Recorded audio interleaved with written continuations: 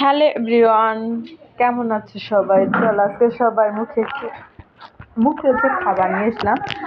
এই যে নাও, খাই নাও সবাই। হচ্ছে ফুচকা।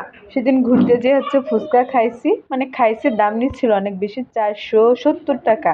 কিন্তু আমাদের হচ্ছে মন ভরে নাই ফুচকা খাইয়ে, তাই আসার সময় হচ্ছে ডাবরি কিনে নিয়ে চলে আসছিলাম। ডাবরি কে কে চিনো? ডাবরি সকালবেলা হচ্ছে ভিজায় রাখছি, বিকালের দিকে হচ্ছে আমরা সিদ্ধ করে নিলাম প্রেসার কুকারে।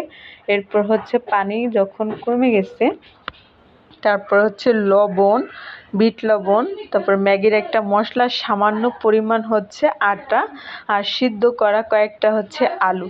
কে কে জানেন না যে ডাবলি সিদ্ধ করলে এরকম আঠালো একটা ভাব আসে না, এজন্য হচ্ছে সামান্য পরিমাণ আটা দিতে হয়।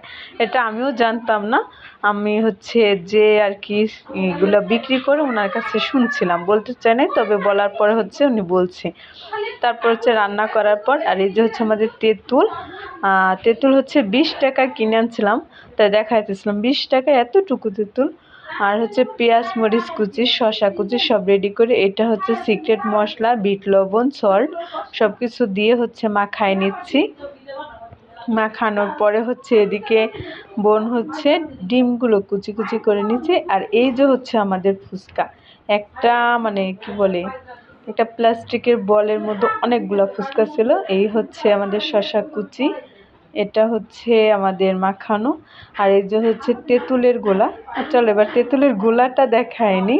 তেঁতুল প্রথম হচ্ছে এটা হালকা গরম পানি নিয়ে তার মধ্যে হচ্ছে তেঁতুলের বীজগুলা দিয়ে নিয়ে নিছিলাম। কেমন লাগলো?